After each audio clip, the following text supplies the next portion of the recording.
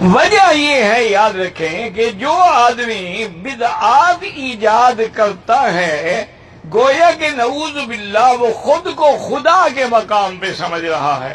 کیا مانا؟ یہ حج کے دن کس نے مقرر کیے ہیں؟ ہاں جی، رمضان کا مہینہ کون مقرر کرتا ہے؟ لیلۃ القدر کون مقرر کرتا ہے؟ عرفات کا دن کون مقرر کرتا ہے؟ قربانی کا دن کون مقرر کرتا ہے؟ صفا مروہ کا حکم کون دیتا ہے؟ تو یہ سب حکم اللہ دیتا ہے۔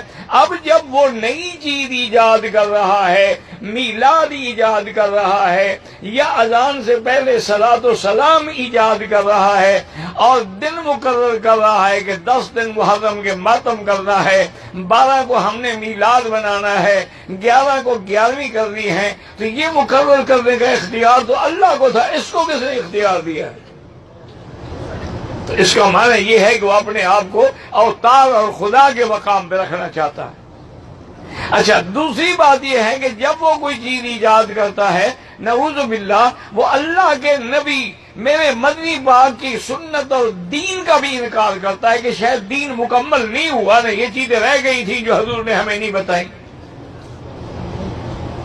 دین مکمل ہو گیا کہ نہیں؟ بھئی اللہ کے گھر میں بیٹھے سچی بات کرو، دین مکمل ہو گیا ہے؟ اچھا، حضور نے وضو کرنا سکھلایا، حضور نے استنجا کرنا سکھلایا ہے، حضور نے انگلیوں میں خلال کرنا سکھلایا ہے، حضور نے اپنی بیٹیوں کو ایام حیض کے بعد پاک ہونے کا طریقہ سکھلایا ہے، نفاس سے پاک ہونے کا طریقہ سکھلایا ہے، حضور نے بچوں کو دودھ پلانے کا طریقہ سکھلایا ہے، حضور نے مسح کرنے کا طریقہ سکھلایا ہے، حضور نے پانی نہ ہو تیمم کا طریقہ سکھلایا ہے۔ ہر چیز اللہ کے نبی نے سکھلا دی، صرف میلاد نہیں سکھلایا۔ اگر یہ دین تھا تو حضور نے کیوں نہیں سکھلایا؟ مانا حضور پہ الزام لگا رہے ہیں۔